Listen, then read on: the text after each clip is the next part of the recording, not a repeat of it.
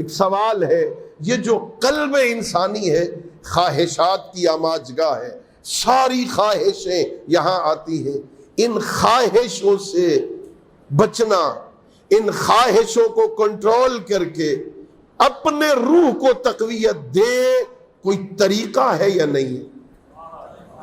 اس مختصر سی گفتگو میں دو چار باتیں آپ کی خدمت میں عرض کر رہا ہوں۔ یہ روح، یہ قلب آماجگاہ ہے خواہشات کی، اور ظاہر خواہشات کی پیروی تو بہت عجیب شے ہے۔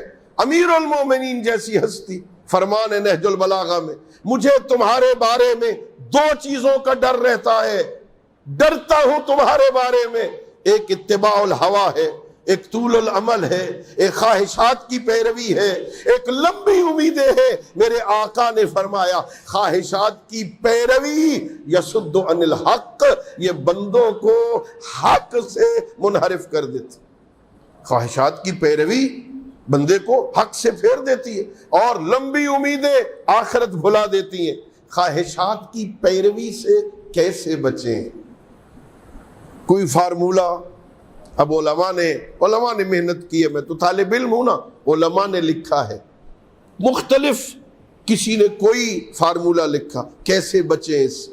بعض نے لکھا ان خواہشات سے بچنے کے لیے عقل کی ضرورت ہے، عقل ہو تو بندہ خواہشات سے بچ جاتا۔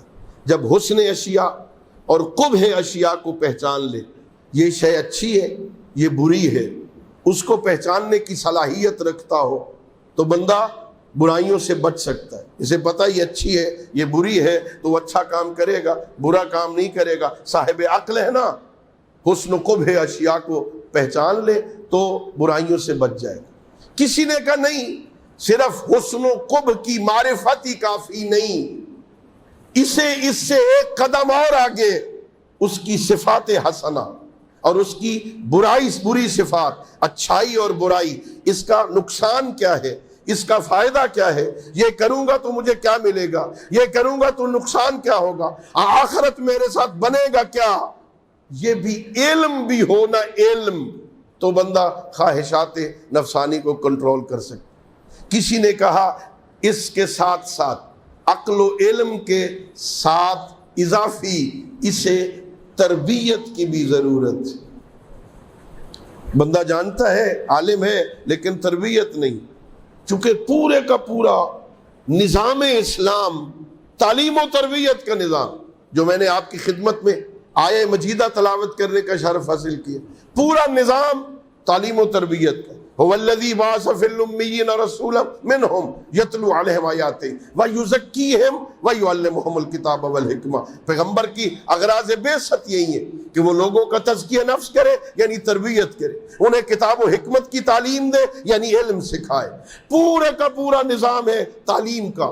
سورہ علق میں اللہ نے پورا نظام دیا ہے، یہ دین علم ہے نا۔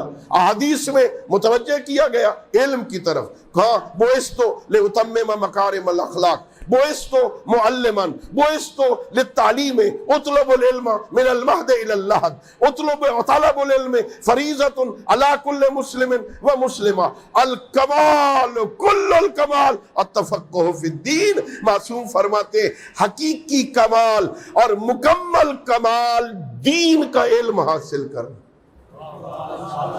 تو یہ ایک ذریعہ ہے خواہشات سے بچنے کا کہ بندہ عالم ہو، علم حاصل کرے، اس کے ساتھ ساتھ تربیت ہو۔ بعض نے کہا نہیں یہ بھی کافی نہیں ہے، اس کے ساتھ قانون بھی ہو، اور کوئی ڈر ہو اس کو، قانون کی مخالفت کروں گا چالان ہو جائے گا، قانون کی مخالفت کروں گا سزا ہوگی، جیل میں جانا پڑے گا، ٹینڈ کروانی پڑے گی، مثلا گیٹ بند ہو جائے گا، فلاں کام ہو جائے گا، کچھ ڈر ہو اس کو، کوئی قانون ہو، تب یہ بندہ خواہشات سے بچے گا، بری خواہشات سے۔ قانون ہونا چاہیے۔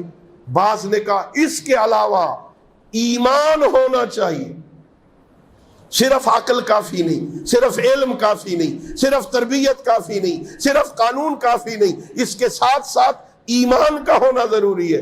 پھر ایمان کی بھی دو قسمیں، وہ جانتا ہے کہ اللہ ہے، وہ جانتا ہے کہ نبی ہے، وہ جانتا ہے کہ قیامت ہونی ہے، مجھے حساب و کتاب کی منزل سے گزرنا ہے، صرف یہ علم کافی نہیں، اس کو ایمان علمی کہتے ہیں۔